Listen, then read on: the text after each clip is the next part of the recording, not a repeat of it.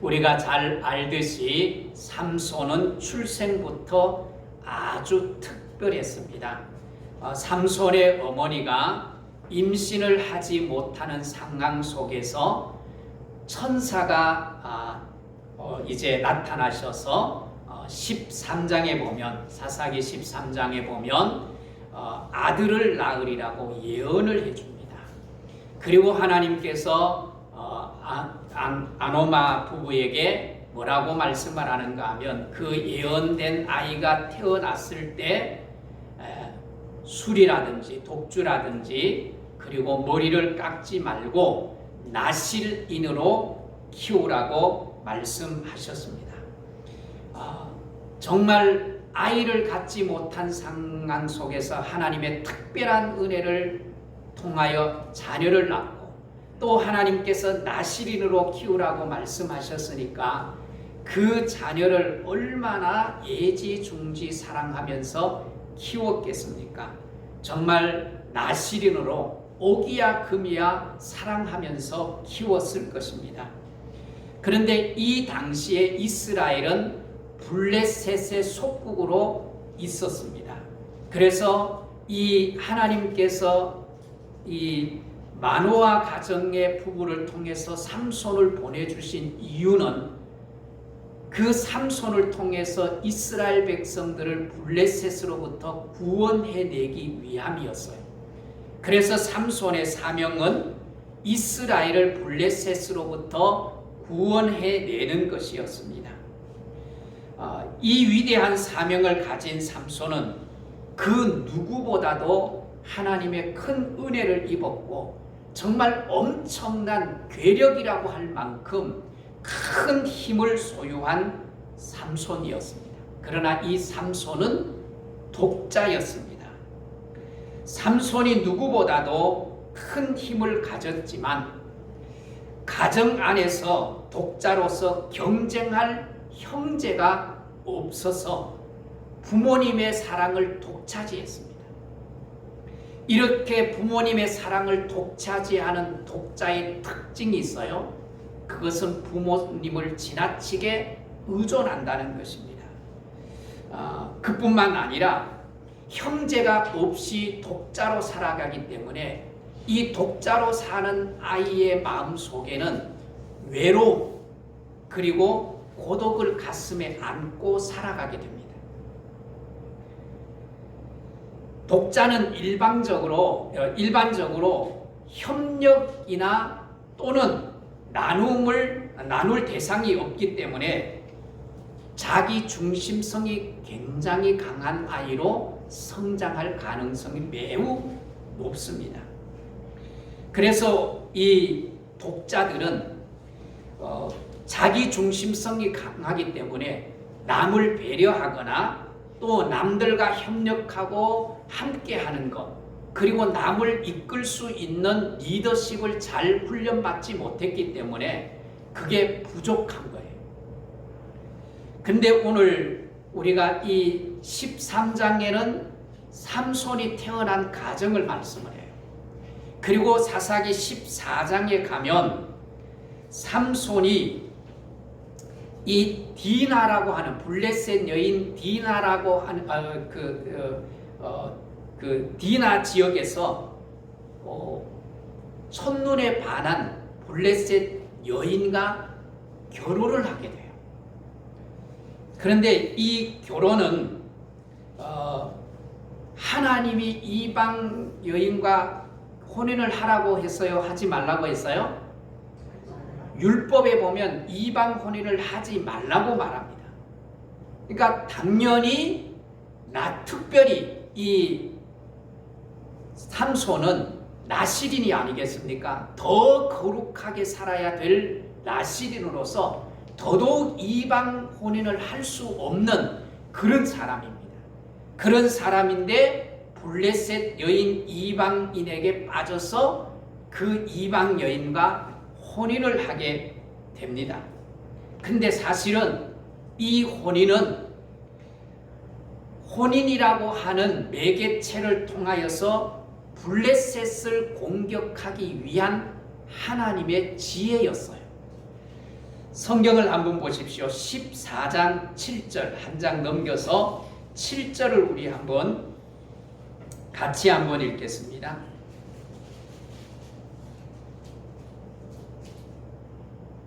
네, 7절이 아니라 7절은 이제 그 여자와 삼손의 눈에 들었다 그랬는데, 자 4절을 우리 같이 한번 읽습니다. 14장 4절 시작. 그때에 블레셋 사람이 이스라엘을 다스린 까닭에 삼손이 틈을 타서 블레셋 사람을 치려 함이었으나 그의 부모는 이 일을 여호와께로부터 나온 것인 줄 알았다고 몰랐다고요? 몰랐다.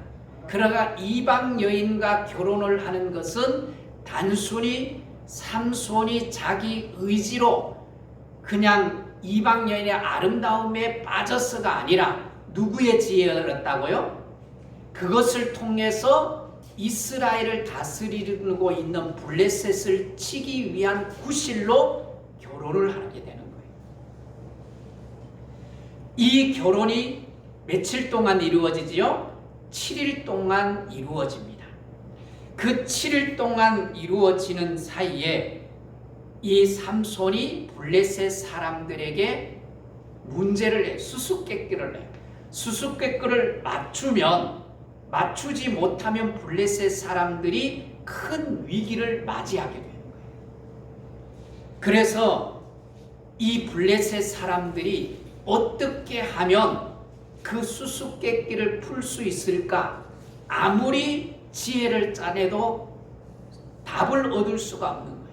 그래서 생각하고 깨를 낸 것이 무엇인가 하면 삼손과 결혼하는 아내를 위협하는 거예요. 답을 알아내지 못하면, 그것을 우리에게 가르쳐 주지 않으면 너의 아버지와 너의 가족을 죽이겠다는 거예요. 얼마나 두렵겠습니까? 그래서 그 두려움에 이 삼손의 아내가 삼손에게 메어 달립니다. 그래서 결국은 그 답을 아내에게 알려주고, 그 아내는 그 답을 블레셋에 알려주게 되죠. 그래서 그 사건이 삼손으로 하여금 분노를 일으키게 만들어요. 그래서 결국 삼손이 약속한 대로 블레셋 사람 30명을 쳐 죽이고 그 사람들의 옷을 빼앗아서 약속대로 30벌을 블레셋 사람들에게 주게 됩니다. 결국 블레셋 사람들이 이긴 것 같았지만 이것이 결국 블레셋 사람들과 삼손의 전쟁으로 이어지게 되는 그런 모습을 보게 돼요. 그래서 블레셋 사람과 이 전쟁을 치룬 이후에 자기 아내를 블레셋 땅에 그냥 두고 삼손은 자기 고향 이스라엘로 돌아가 버립니다. 그런 상황 속에서 삼손의 장인이었던 장인이 삼손의 아내였던 자기 딸을 다른 사람에게 시집을 보내버려요. 근데 이스라엘에 갔다가 다시 블레셋 땅에 들어오니까 자기 아내가 다른 사람에게 시집을 가버린 거예요. 그래서 이 장인에게 화가 났다는 명목으로 이 블레셋 사람들의 곡식밭을 태워버립니다. 여우 3,000명을 붙들어다가 꼬리를 묶고 그 꼬리에 횃불을 달아서 이 블레셋 사람들의 곡식밭을 몽땅 태워버려요. 그렇게 되니까 블레셋 사람들도 화가 나잖아요. 누구 때문에 그런 피해를 입었어요? 삼손의 아내와 장인 때문에. 그래서 블레셋 사람들이 삼손의 장인과 그 가족들을, 그 아내를 복수하면서 죽입니다. 이게 또한 삼손에게 화가 나요. 그래서 오늘 15장 8절을 한번 보십시오. 8절을 보면 이에 삼손이 또 블레셋 사람을 쳐요. 자, 우리 8절을 한번 보십시오. 15장 8절. 블레셋 사람들이 정강이와 넓적 다리를 크게 쳐서 죽이고 내려가서 어디에 숨어요? 에담 바위 틈에 숨습니다. 블레셋 사람들이 삼손에게 또 당했으니까 가만히 있을 수가 없잖아요. 그래서 많은 사람을 동원해서 8장 9절에 보면 이 블레셋 사람들이 내희에 가득했다 그랬어요. 많은 사람들이 몰려와서 이스라엘을 치기 위해서 이제 진을 친 거예요. 전쟁을 준비하는 거예요. 그래서 깜짝 놀란 이스라엘 사람들이 왜 이렇게 많은 블레셋 사람들이 당신들이 우리를 다스리는 사람들이 아닙니까? 그런데 왜 우리를 이렇게 치기 위해서 오셨습니까? 라고 10절에 물어요. 그랬더니 너희들을 죽이기 위해서가 아니라 삼손을 우리에게 결박해서 삼손을 우리에게 넘겨달라. 넘겨주지 않으면 너희들을 해야겠다는 거죠. 다스리는 것도 불편한데 이스라엘 백성들이 블레셋 사람들의 손에 죽을까봐 얼마나 두려움이 컸겠어요. 그 증거가 뭔가 하면 3,000명이 이 삼손에게 내려오는 거예요.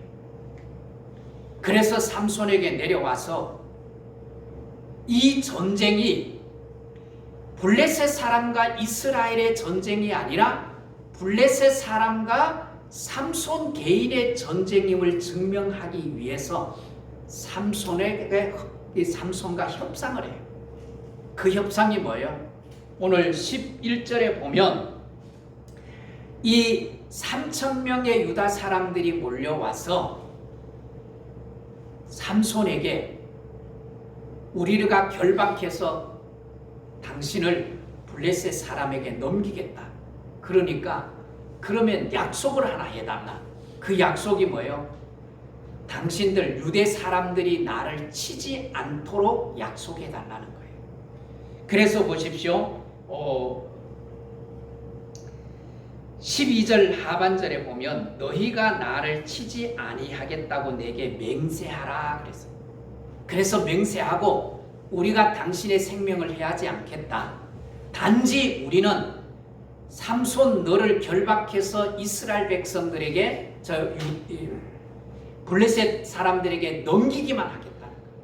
그렇게 해서 결국은 밧줄로 삼손을 묶어서 블레셋 사람들에게 넘기게 됩니다. 자, 이렇게 넘기게 되는데 삼손이 하나님의 특별한 은혜로 갑자기 하나님의 은혜가 임하여서 그 밧줄이 마치 불에 탄 산같이 끊어버리고 또 그 전쟁에서 이기게 됩니다. 자, 오늘 11절을 우리 다시 한번 읽어보겠습니다. 11절 시작. 유다 사람 3,000명이 에담 바위 틈에 내려가서 삼손에게 이르되 너는 블레셋 사람이 우리를 다스리는 줄 알지 못하느냐? 내가 어찌하여 우리에게 이같이 행하느냐? 하니 삼손이 그들에게 이르되 그들이 내게 행한 대로 나도 그들에게 행하노라 하니라. 아멘. 유다 사람 3,000명이 떼를 지어서 이 삼손에게 내려왔습니다. 그 유다 사람들이 얼마나 두려움과 공포가 컸으면 3,000명이 몰려왔겠습니까? 그러면서 뭐예요? 삼손에게 왜 우리를 두렵게 만드느냐? 왜 블레셋 사람들을 건드려서 우리를 치게 만드느냐? 그렇게 항의를 할 때 블레셋 이 삼손이 그 유다 백성이 자기 백성 아니겠어요? 그러면 그 백성들을 잘 설득하고 그리고 왜 내가 이런 일을 행하고 있는지 왜 하나님이 나를 이곳에 보내셨는지 잘 설명하고 깨우쳐서 함께 블레셋 사람들과 전쟁을 했다면 그 전쟁을 아마 효과적으로 했을 거예요. 그런데 삼손은 다른 사람과 함께 할 수 있는 리더십이 없는 거예요. 그들을 깨우치고 그들을 설득할 능력이 없는 거예요. 그래서 결국은 블레셋 사람과 유다 백성들의 전쟁이 아닌 블레셋과 삼손 개인의 전쟁임을 알게 되는 거예요. 그렇게 해서 어떻게 해요? 이스라엘 백성들이 이 삼손을 결박하여 블레셋에 넘겼고, 하나님의 특별한 은혜를 입은 삼손이 나귀 특배로 몇 명을 죽여요? 16절에 보십시오. 나귀 특배로 한 더미 두 더미를 쌓았으며 나귀의 특배로 내가 몇 명을 죽였다고요? 1000명을 죽였다는 거예요. 이후에 또 어떤 일이 일어나는가 하면 드릴라의 게임에 빠져서 결국은 드릴라에게 자기 힘의 근원, 자기 힘의 비밀을 말해버립니다. 그리고 결국 블레셋 사람들에 의해서 드릴라에 의해서 머리가 잘리고 모든 힘을 어떻게 해요? 잃어버립니다. 그리고 블레셋 사람들에게 붙잡혀서 눈이 뽑히고, 그리고 블레셋 사람들에게 조롱거리가 됩니다. 물론 나중에 다시 머리가 자라고 그 다음에 새로 힘을 얻고 하나님을 의지하여서 블레셋 사람들이 신성시 여기는 신전 성전 기둥을 무너뜨리면서 함께 이 블레셋 사람과 함께 죽습니다. 그 블레셋 사람과 함께 죽으면서 이 삼손과 함께 했던 유다 사람이 있었어요, 없었어요? 한 사람도 없었어요. 아주 외롭게 쓸쓸하게 죽어가는 그런 장면을 우리는 성경에서 보게 됩니다. 이게 삼손의 삶의 역사예요. 독자가 가지고 있는 문제가 뭘까요? 삼손은 성경 인물 가운데 천하에 둘도 없는 그런 가장 강력한 힘을 가진 사람이었지만, 싸울 때는 항상 여러 사람과 또 자신의 민족과 함께 싸우는 것이 아니라 항상 혼자 싸웁니다. 이게 삼손에게 있어서 너무너무 아쉬운 모습입니다. 여러분, 우리가 독자처럼 살지 않기를 주의 이름으로 축복합니다. 혼자 살지 않기를 바랍니다. 오늘 혼자 살지 말고 함께 더불어 사는 은혜가 있기를 주의 이름으로 축복합니다. 그래서 우리는 서로 협력하고 서로 이해하고 서로 배려하는 것을 배워야 합니다. 그리고 내가 가지고 있는 실력, 내가 가지고 있는 힘을 또 다른 사람들에게 흘려보내면서 선한 영향력을 끼치는 리더십 훈련을 해야 합니다. 그게 가정에서, 부모로서, 자녀로서 훈련이 되어야 돼요. 또 교회 생활하면서도 그것이 훈련이 되어져야 돼요.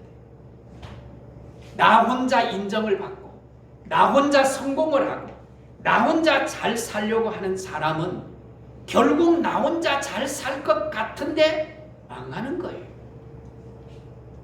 교회 공동체가 모두가 나의 형제고 자매임을 인식하며 살아갈 수 있기를 주의 이름으로 축복합니다.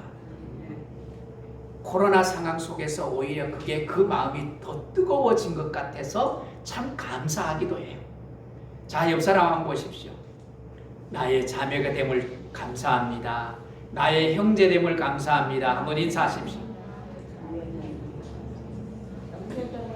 별로 형제가 되지 않는 것 같고 별로 자매가 되지 않는 것 같아요. 다시 한번 하는 큰 소리로 정말 그럴 것처럼 믿어질 정도로 한번 해보세요. 시작.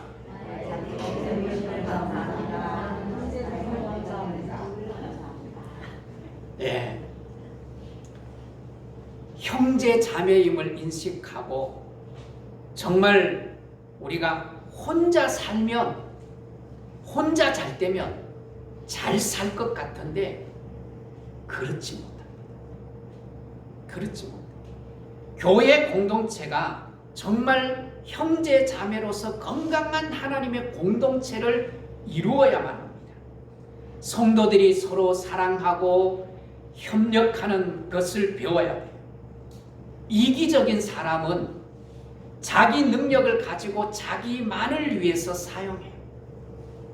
기껏해야 자기 가족을 위해서 사용하는 거예요.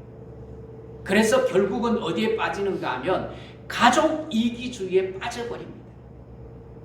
이렇게 되면 가족이 행복할 것 같은데 행복하지 못하고 망하는 길로 가게 돼요.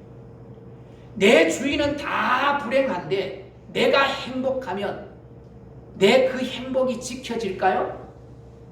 안 지켜집니다. 지켜질 수가 없어요.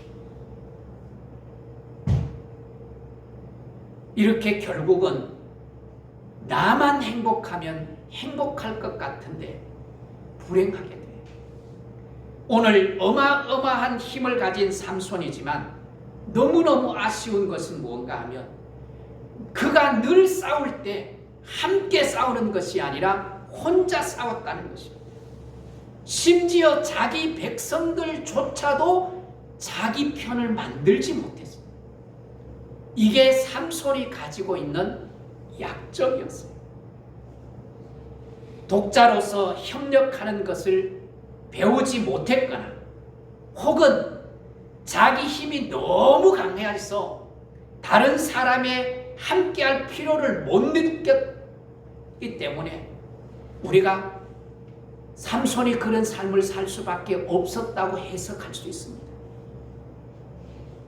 사랑하는 성도 여러분, 사람이 제 아무리 뛰어난 실력과 힘을 가지고 있다 할지라도 혼자 살 수 없어요.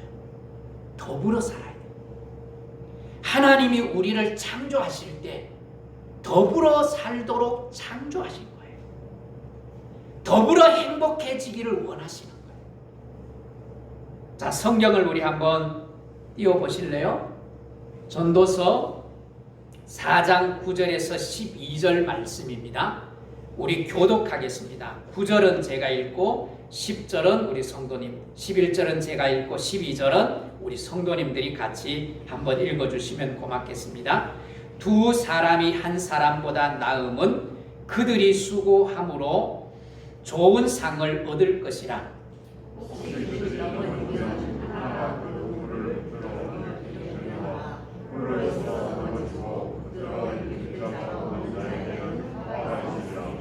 또 두 사람이 함께 누우면 따뜻하거니와 한 사람이면 어찌 따뜻하랴.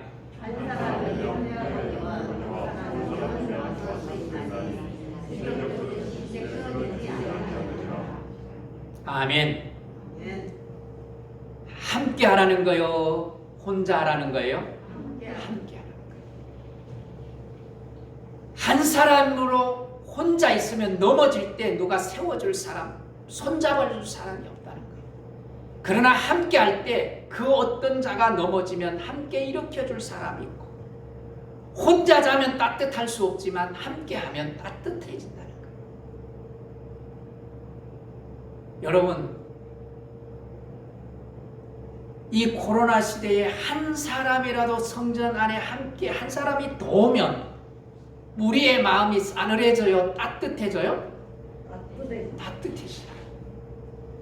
지난주일에 우리 문건사님 오실 때 얼마나 따뜻했어요. 거기다가 또 문건사님 떡까지 해오셨네. 더 따뜻해지네. 신건사님 오늘 오셨으니까 얼마나 따뜻해. 얼마나 반가워. 함께 하는 게 이렇게 따뜻한 거예요. 삼손은 홀로 일하고 홀로 헌신했기 때문에 삼손에게는 두 가지, 정말 크게 따지면 두 가지 약점을 가지고 있는 거예요. 어떤 약점을 가지고 있는가 하면 첫 번째로는 그를 이끌어줄 멘토가 없었다는 거예요. 그를 이끌어줄 스승이나 그를 조언해줄 좋은 자가 그 옆에 아무도 없었다는 거예요. 삼손이 블레셋 첫 여인과 결혼을 하고 파혼을 하는 가정 속에서 블레셋 사람들을 치기 위한 하나님의 지혜였음을 우리가 앞에서 살폈어요.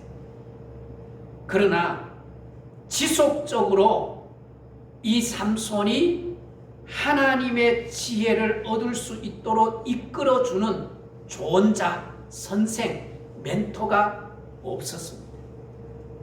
결국은 어떻게 해요? 그런 멘토가 없다가 보니까 그냥 자기 감정에 이끌려서 블레셋 여인 이 드릴라에게 마음이 빼앗겨버려요. 그리고 그것으로 인하여서 어떻게 해요?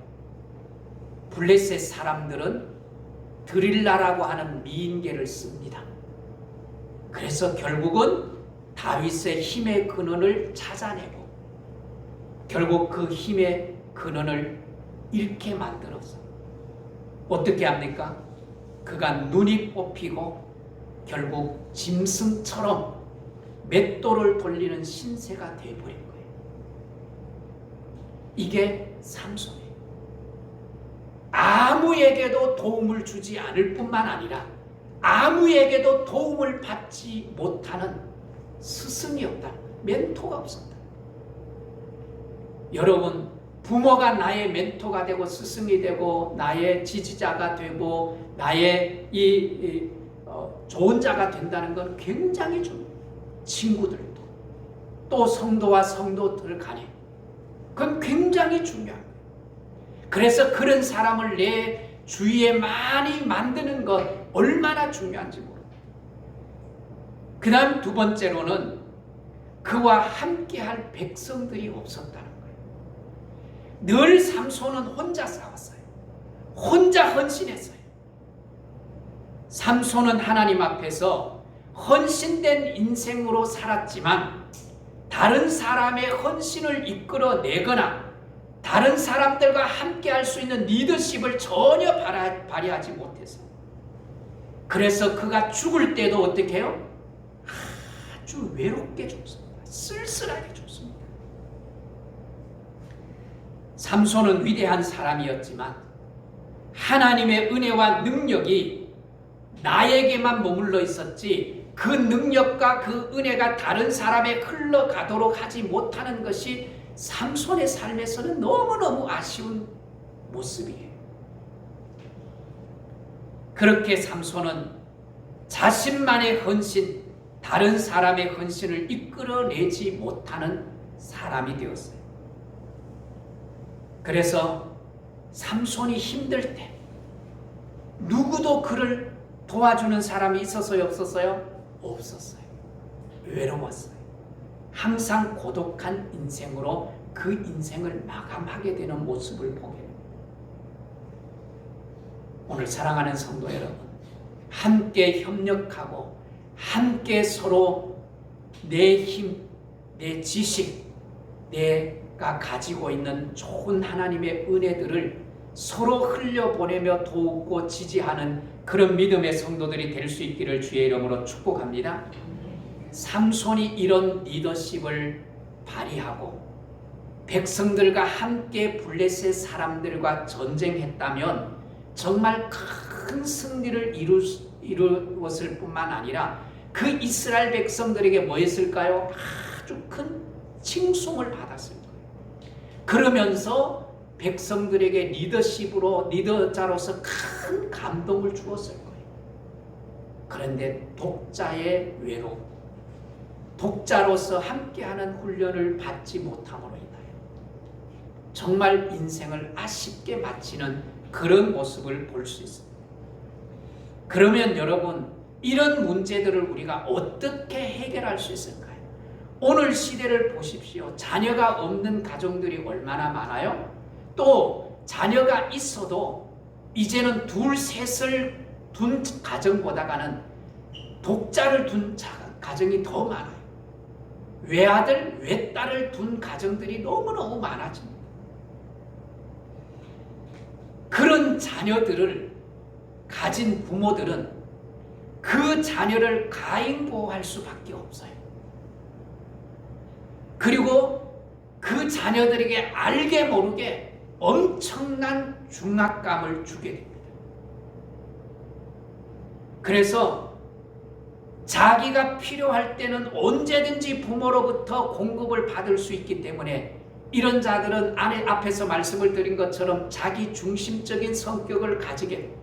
그래서 타인을 배려하는 것도 모르고 타인을 이해하지도 못합니다.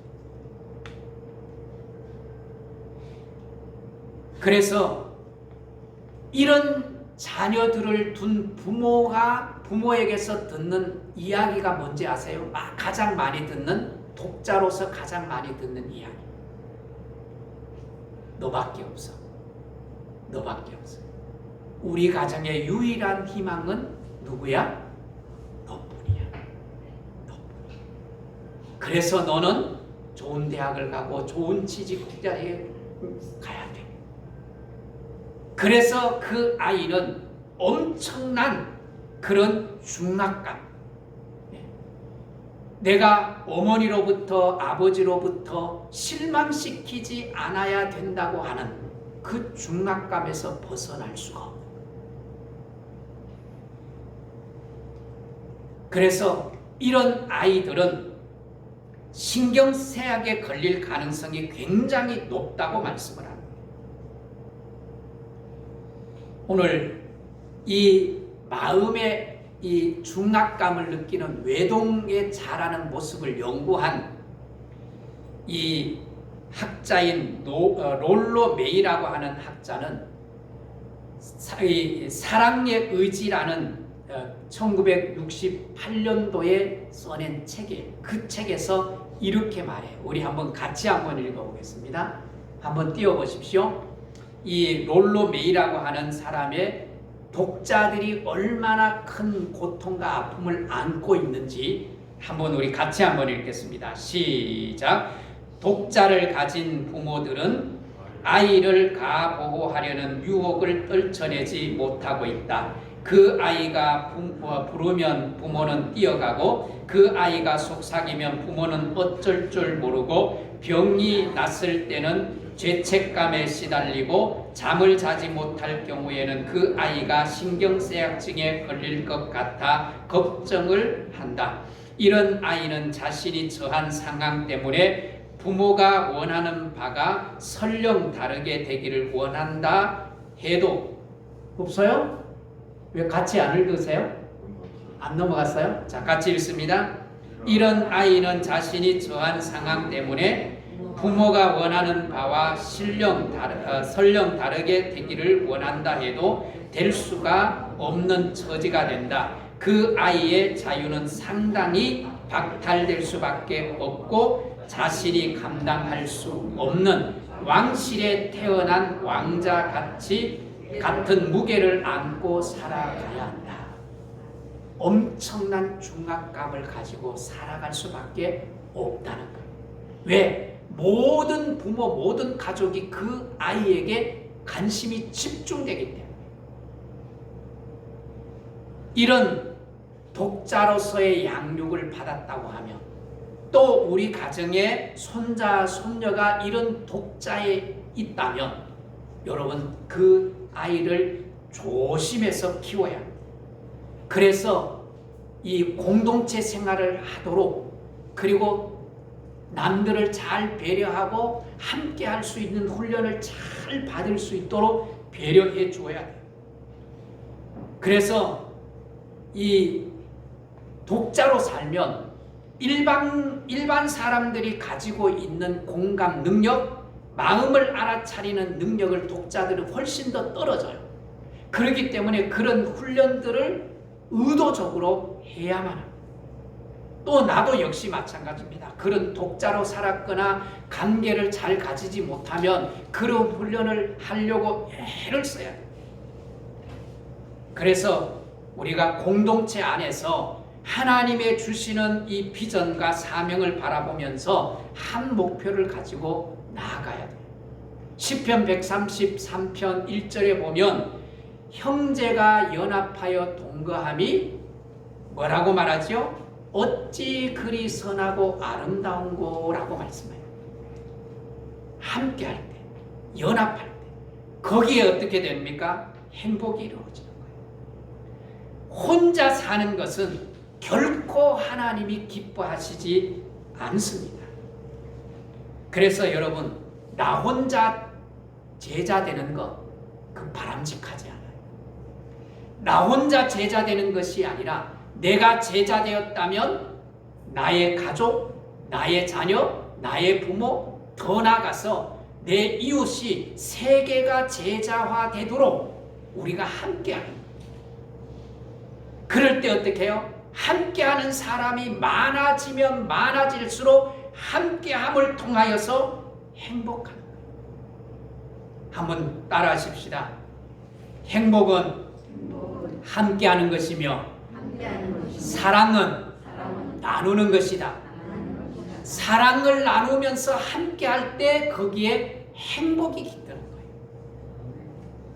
홀로 아무리 많은 것을 가지고 누리고 있어도 제가 상담하면서 느낀 게 그런 사람들이 굉장히 많아요. 너무 외로워요. 너무 힘들어요. 아무도 내 곁에 있어주지 않아서 죽고 싶어요. 오늘 축복합니다. 더 큰 행복, 더 큰 보람을 누리기 위해서는 혼자가 아닌 함께 할 수 있는 은혜가 있기를 주의 이름으로 축복합니다. 그 함께함으로 통하여서 정말 더 큰 행복, 더 큰 보람을 느낄 뿐만 아니라 그것을 세상으로 흘려보내서 세상을 건강하게 만들어가는 복된 믿음의 성도들이 될 수 있기를 주의 이름으로 축복합니다.